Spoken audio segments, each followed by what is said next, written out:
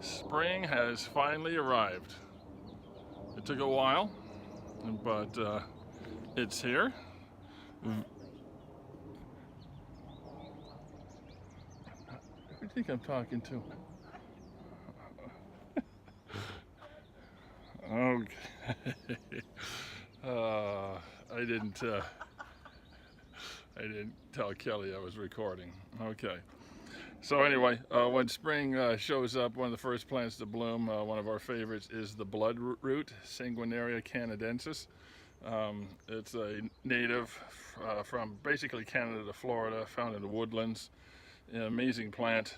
It's named after the orange-like substance from the roots when you break them open. We don't do that because that would kill them. So we don't want to know what it looks like, but that's where it gets its name. But anyway, the plant has bright white flowers with a yellow center. And let me show you here. Here's some growing coming up next to our patio. These are strays. Actually, not quite sure where these guys came from. They just showed up one year. Seed pod from some of the plants we have down below. This is a closer look at the singles by the patio. Again, these are volunteers. We like volunteers. We don't have to do anything. And these guys came up all by themselves. That also is a pretty cool flower.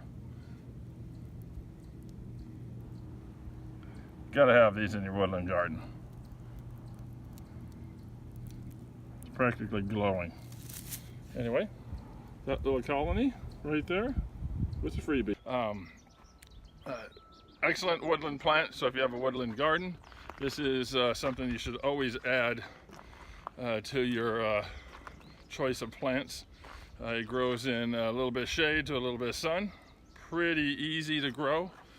Puts out a seed pod, kind of a weird little pod that you can collect seeds from and spread it around. Very easy to grow. The rhizomes will spread, making colonies. So once you get one started, they'll start making nice little clusters, and you'll see them just pretty much one of the first things that blooms. They usually bloom and then a single leaf comes up, and the leaf will be around till the summer, and it kind of dies back. But if you thought that was cool, they do have a mutant. And around 1906, a guy named, I think, Von Webern had purchased a house in near Dayton, Ohio. It was around 1906. So he was a wildflower buff, and he purchased a farmland kind of for the flowers.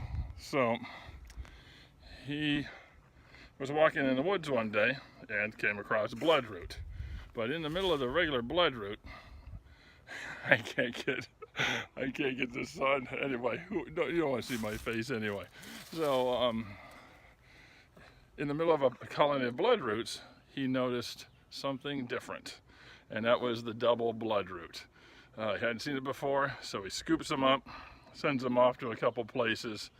Can't remember the arboretum it went to, but over the years, that colony that he sent to the arboretum dies out, as well as his colony dies out. But thankfully, someone managed to save a few, and today, most of the plants you see are saved from this colony that was found in 1906, I believe, near Dayton, Ohio. Now, since then, they've been found elsewhere, but that was the original. And a few years ago, we were contacted by an older couple. They had been collecting plants for about 50 years. When they were younger, they didn't have money, so they collected wildflowers. And now they're in their 80s, and they can't take care of the yards as well as they want to. And the deer, of course, it's New Jersey, and the deer eat everything here if you don't protect it. They were kind of getting frustrated with that. So they contacted us and asked us to take a few of their plants so they would live on.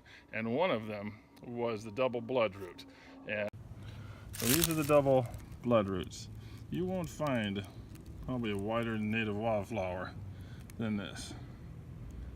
These are intense white, which See the things in the sun. The camera will barely focus. But each of these are going to form a colony, hopefully.